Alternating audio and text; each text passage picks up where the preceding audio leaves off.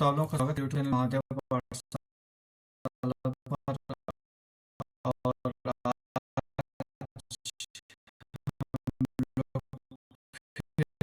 आज दो यूज होगा। सैन्य और नागरिक हवाई अड्डे के लिए कितने राशि की मंजूरी दी है? कितने राशि की मंजूरी दी है? तो 13,000 करोड़ रुपए की उसने क्या किया, मंजूरी दे दी है। तो अब आप ये समझिए कि मैं जो बताने वाला हूँ आप पूरा धैर्य से बैठिएगा। आपको अंडमान एंड निकोबार कैसे क्या है, पूरी सब चीज़ें आपको समझ में आएंगी। आप एक बार वीडियो को पूरा लास्ट तक देखिएगा।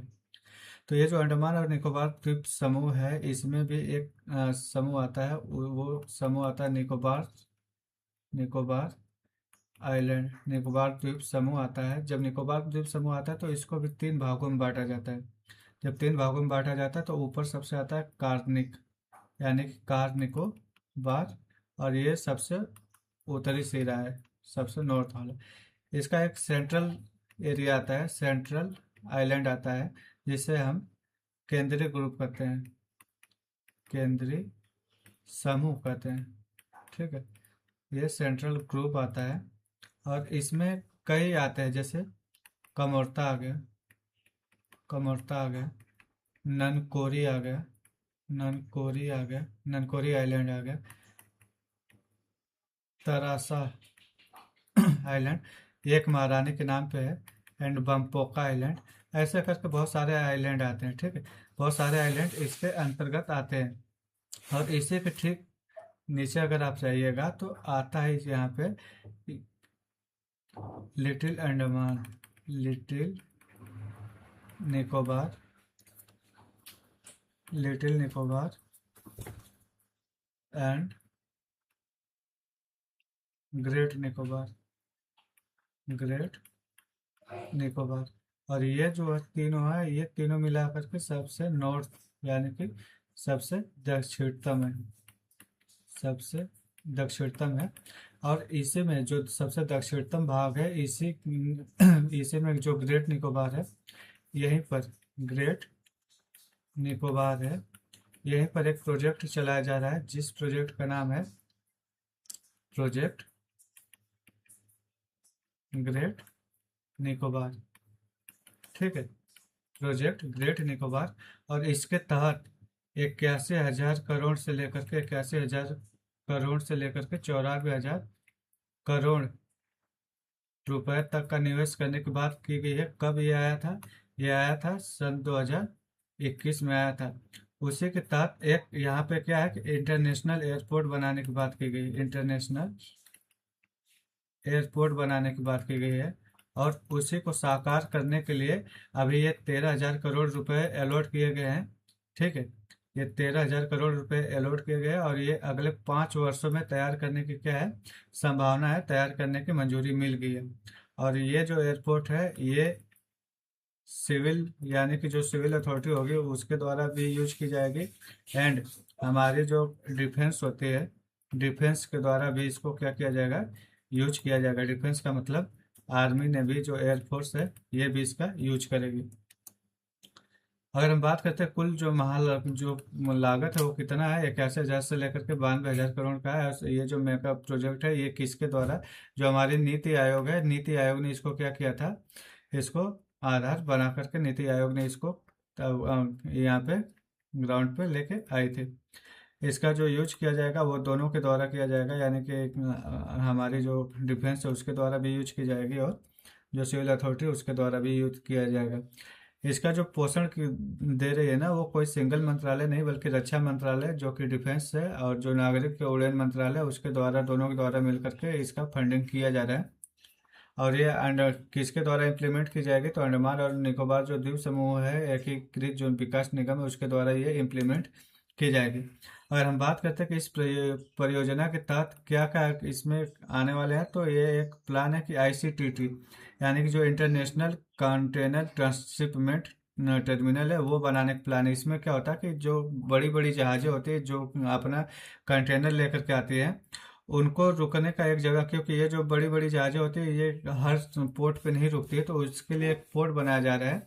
और जो पोर्ट बनेगा वो ग्रेट निकोबार जो है, मैं अभी आपको मैप में दिखाऊंगा। ग्रेट निकोबार में जो सबसे नीचे यहाँ पे बे है, और उस बे का जो नाम है गैलाथिया, गैलाथिया बे है। तो यहाँ पे आईसीटीटी बन रहा है, और यहाँ पे मान लीजिए वो आएगी, यहाँ पे अपना सामान उतार देंगे, और यहाँ से जो छोटी छोटी जहाजें होती है वो देश के अलग अलग भागों में लेके जाएंगे, या जो देश रहेगा, जिस देश में जाना रहेगा वहाँ पर लेकर के जाएंगे। ठीक है।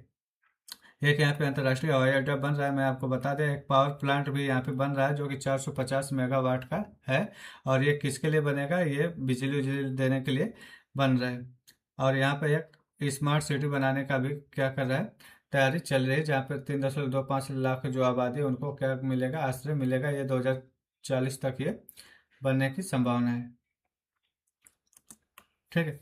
आप यहाँ पे देख सकते हैं, ये है गैलाथिया बे, ये है गैलाथिया बे, और यहीं पे आईसीटीटी बनने बनाई जा रही है। ठीक है। और यहाँ पे इंटरनेशनल एयरपोर्ट यहाँ पे बन रहा है, यहाँ पे आपका पावर प्लांट लग रहा है, और यहाँ पे आपका क्या होगा, स्मार्ट सिटी बनेगी। स्मार्ट सिटी, वो भी कोस्टल, क्या है, कोस्टल। ये 4 जो प्रोजेक्ट है यहाँ पे ग्रेट निकोबार में क्या हो रहे हैं, बन रहे हैं। यहाँ पे आपको कैम्बल बे नेशनल पार्क भी देखने को मिलता है, और ये जो गैलाथिया बे है इसी का एक नेशनल पार्क यहाँ पर भी आपको देखने को मिलेगा।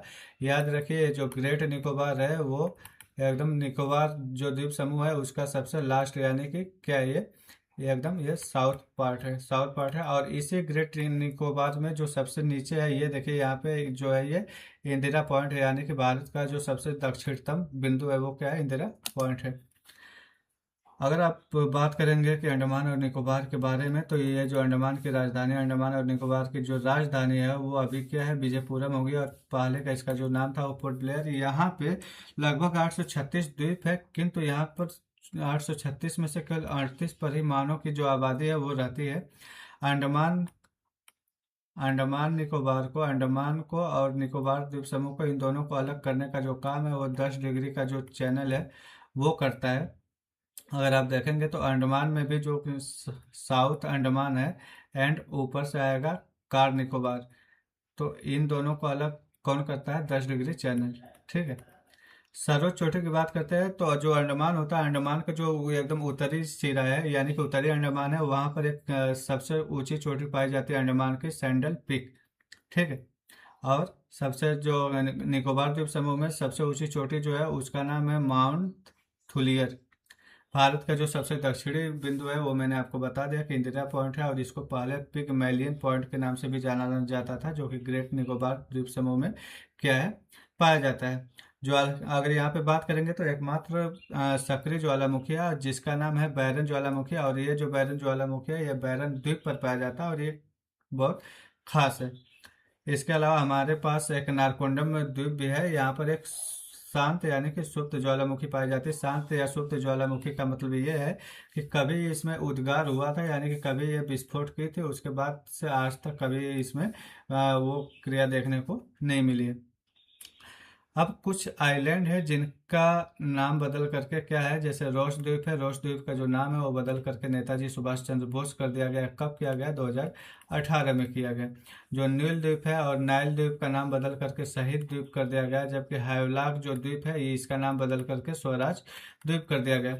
आपको मालूम है कि यहीं पर आपको सेलुलर जेल या काला पानी की सजा आप तो जानते ही होंगे। जो काला पानी की सजा दी जाती थी वो अंडमान में ही दी जाती थी, और यहीं पर एक बना था सेलुलर जेल। क्या बना था, सेलुलर जेल बना था, और इसी सेलुलर जेल में आपने देखा होगा कि वीर सावरकर को भी एक बार रखा गया था, वीर सावरकर को भी यहाँ पे रखा गया था। तो ये जो सेलुलर जेल है, तो आपको मालूम है कि यहाँ पर जो कब्जा था वो किसका था, यानी कि पूरा जो अंडमान एंड निकोबार द्वीप समूह, इस पर कब्जा ब्रिटिशर्स का था। किसका था, ब्रिटिशर्स का था। किंतु जब 1942 यानी कि जब वर्ल्ड वार चल रहा होता है, तो यहाँ पर जापान की सेना है वहाँ यहाँ पर आक्रमण करती है, और इस पूरे द्वीप को क्या कर लेते हैं, पूरे द्वीप को अंग्रेजों से छुड़ा लेते हैं। छुड़ाने के बाद सन 1943 में, यानी कि 30 दिसंबर 1943 में ये जो द्वीप है ये किसको दे दी जाती है, आज़ाद हिंद फौज को, आज़ाद हिंद फौज को दे दी जाती है। और ये जो आज़ाद हिंद फौज है इसके नेतृत्व करता कौन थे, यानी कि इसके नेतृत्व करता थे सुभाष चंद्र बोस। सुभाष चंद्र बोस इसके नेतृत्व करता थे। और सुभाष चंद्र बोस यहाँ पर आते हैं और अपना जो झंडा है वो क्या करते हैं, वो फहराते हैं। और इन द्वीपों का जो नाम है वो देते हैं शहीद एंड स्वराज, शहीद एंड स्वराज। इसीलिए जो रोज आइलैंड और नाइल आइलैंड और हेवलॉक आइलैंड है, इन सब को क्या किया, इन सब का नाम चेंज कर दिया गया। और सबका नाम चेंज करके नेताजी सुभाष चंद्र बोस के द्वारा किए गए उन कार्यों को सराहते हुए इनका जो नाम है वो बदल दिया गया है।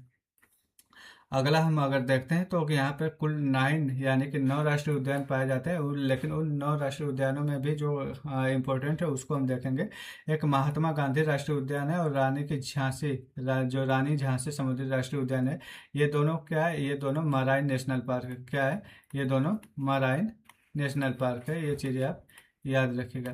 यहाँ पर कैम्बल बे और गैलाथिया राष्ट्रीय उद्यान भी पाए जाते हैं, मैंने आपको बता दिया। और ये दोनों ही नेशनल पार्क जो है वो कहाँ पे पाए जाते हैं, ग्रेट निकोबार में, यानी कि निकोबार द्वीप समूह का जो दक्षिणतम सिरा है वहाँ पर पाया जाता है। यहाँ पर एक साउथ बटन आइलैंड यानी कि राष्ट्रीय उद्यान भी पाया जाता है और ये भारत का सबसे छोटा राष्ट्रीय उद्यान है। ये भी चीज़ें आप ख्याल रखिएगा। रणनीतिक और राजनीतिक महत्व की अगर बात करें तो यहाँ पर एक त्रिसेवा कमांड यानी कि ट्राई सर्विसेज कमांड है, जो कि पोर्ट ब्लेयर में भारत के एकमात्र अंडमान और निकोबार कमान है, जहाँ पर तीनों यानी कि थल सेना, नौसेना और वायुसेना एक ही क्या करते हैं, कमांडर के तहत काम करते हैं। और आपको मालूम है कि एक और है एसएफसी, एसएफसी यानी कि स्ट्रेटेजिक फोर्सेज कमांड। इसमें भी तीनों सेनाएं क्या करती हैं, तीनों सेनाएं काम करते हैं। तीनों सेनाएं जब इसमें काम करते हैं तो इन सेनाओं को क्या कहा जाता है, जब इसमें तीनों सेनाएं काम करते हैं तो इन सेनाओं को क्या कहा जाता है, इनको कहा जाता है ट्राई सर्विसेज, ट्राई सर्विसेज। और ये जो ट्राई सर्विसेज होते हैं ये जो एसएफसी है इसका जो काम होता है, जो कि जैसे परमाणु हथियार हो गए, परमाणु हथियार हो गए, या फिर जो बम हो गए, यानी कि जो आपके क्या बोलते हैं परमाणु हथियार, या फिर जो गन या मिसाइल हो गई, इन सबको रखने का क्या किया जाता है, यहाँ पे काम किसके द्वारा किया जाता है, ये किया जाता है आपका एसएफसी के द्वारा। अगर न्यायाधिकार की बात करते हैं तो जो न्यायाधिकार है वो कलकत्ता उच्च न्यायालय के अंतर्गत आता है, यानी कि जो हमारा कलकत्ता हाई कोर्ट है वो उसके अंतर्गत आता है। कौन सा, ये पोर्ट ब्लेयर यानी कि जो अंडमान और निकोबार द्वीप समूह है, इसका सारा जो संचालन है वो किसके द्वारा किया जाता है, कलकत्ता उच्च न्यायालय के द्वारा। संविधान में जो अनुच्छेद 240 है वो राष्ट्रपति को इस केंद्र शासित प्रदेश की जो शांति और प्रगति है या सुशासन है उसके लिए नियम बनाने की शक्ति देता है। और इसका जो हेड होता है वो कौन है, लेफ्टिनेंट गवर्नर के द्वारा इसको प्रशासित किया जाता है। अगर हम अंडमान और निकोबार के विभाजन की बात करते हैं तो अंडमान और निकोबार को 2 भागों में बांटा गया है। एक है अंडमान द्वीप समूह, अंडमान द्वीप समूह, और दूसरा है निकोबार द्वीप समूह। ठीक है, आप ये देख सकते हैं, ये है अंडमान और ये है निकोबार। ठीक है, और इन दोनों को अगर अलग करने का काम कौन करता है तो ये करता है 10 डिग्री का चैनल। आपसे ये सवाल पूछा जा सकता है कि अंडमान को निकोबार से अलग करने का काम कौन करता है, तो ये करता है आपका 10 डिग्री चैनल। ये है सबसे साउथ ईस्ट पार्ट, यानी कि ये है आपका लिटिल अंडमान, लिटिल अंडमान। ठीक है, और यहाँ पे सबसे ऊपर जो आता है वो कार निकोबार, कार निकोबार। आपसे ये भी पूछा जा सकता है कि जो लिटिल अंडमान है उसको, लिटिल अंडमान को कार निकोबार से अलग करने का काम कौन करता है, 10 डिग्री चैनल। ठीक है, तो आप देख सकते हैं, आप जब अगर अंडमान अगर निकोबार द्वीप समूह से अगर अलग हो गया है तो अब अंडमान को भी 3 भागों में बांटा गया है। ठीक है, अंडमान को भी 3 भागों में बांटा गया है। तो उसमें भी आप देखेंगे उत्तरी अंडमान हो गया, मध्य अंडमान हो गया और दक्षिणी अंडमान हो गया। और इसके ठीक नीचे क्या होता है, लिटिल अंडमान है। क्या ये लिटिल अंडमान, 3 भागों में उत्तरी अंडमान, मध्य अंडमान और दक्षिणी अंडमान। उसके बाद एक क्या है, ये लिटिल अंडमान है।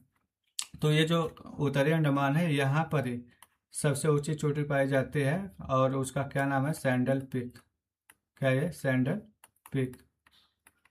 ठीक है। क्षेत्रफल के हिसाब से अगर देखा जाए तो भारत का जो सबसे बड़ा द्वीप है वो कौन सा है? मध्य अंडमान है। ठीक है, मध्य अंडमान है। और श्री विजयपुरम जो कि अंडमान और निकोबार की राजधानी है, वो किस में आती है? वो आती है दक्षिणी अंडमान में। ठीक है, इसमें आती है दक्षिणी अंडमान में। आप यहाँ पे देख सकते हैं कि अंडमान हो गया, नॉर्थ अंडमान, मिडिल अंडमान और लोअर अंडमान, यानी कि जिसे हम बोलते हैं south Andaman. South Andaman, little Andaman को और साउथ अंडमान, यानी कि आप बोल सकते हैं कि लिटिल अंडमान और जो साउथ अंडमान है, इसको अलग करने का काम किसके द्वारा किया जाता है? डंकन पैसेज के द्वारा किया जाता है। किसके द्वारा? डंकन पैसेज अलग करता है लिटिल अंडमान और दक्षिण अंडमान को। ठीक है। अब लिटिल अंडमान और कार निकोबार के बीच 10 डिग्री चैनल जो है, 10 डिग्री जो चैनल है, ये अंडमान को, ये पूरा क्या हो गया? ये पूरा यहाँ से यहाँ तक ये अंडमान हो गया, और ये यहाँ से यहाँ तक पूरा क्या होगा? निकोबार हो गया। तो 10 डिग्री चैनल अंडमान को निकोबार से अलग करती है। एंड आप ये भी बोल सकते हैं कि जो लिटिल अंडमान को और कार निकोबार के बीच में 10 डिग्री चैनल क्या करती है? पास करती है।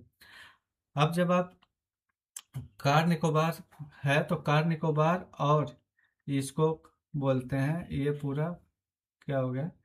ये यहाँ से लेकर के यहाँ तक ये पूरा हो गया सेंट्रल ग्रुप। ये क्या हो गया? Central group. आपको मैंने बताया था कि जब कार निकोबार, ये जो निकोबार द्वीप को अगर आप 3 भागों में बांटेंगे, तो सबसे ऊपर आता है नॉर्थ, फिर सेंट्रल आता है, फिर एकदम सबसे नीचे आता है, यानी कि साउथ अंडमान में कौन आता है? साउथ निकोबार में कौन आता है? लिटिल अंडमान आएगा एंड ग्रेट निकोबार आएगा। ये किस में आएगा? साउथ में आएगा। तो नॉर्थ में जो कार निकोबार और सेंट्रल जो आइलैंड है, सेंट्रल यानी कि जो ग्रुप है, इनके बीच से क्या जाता है? इनके बीच एक चैनल जाता है, और उस चैनल का नाम है सोम्ब्रियो चैनल। क्या नाम है? सोम्ब्रियो चैनल। और सेंट जॉर्ज चैनल, ये किसको किससे अलग करता है? तो सेंट जॉर्ज चैनल जो है वो लिटिल अंडमान को ग्रेट निकोबार से क्या करता है? अलग करता है, यानी कि लिटिल निकोबार, ग्रेट निकोबार के बीच में सेंट जॉर्ज चैनल आता है। ठीक है। तो थैंक यू सो मच। अगर आपको वीडियो पसंद आई हो तो आप इसको लाइक करिए, सब्सक्राइब करिए और शेयर कीजिए।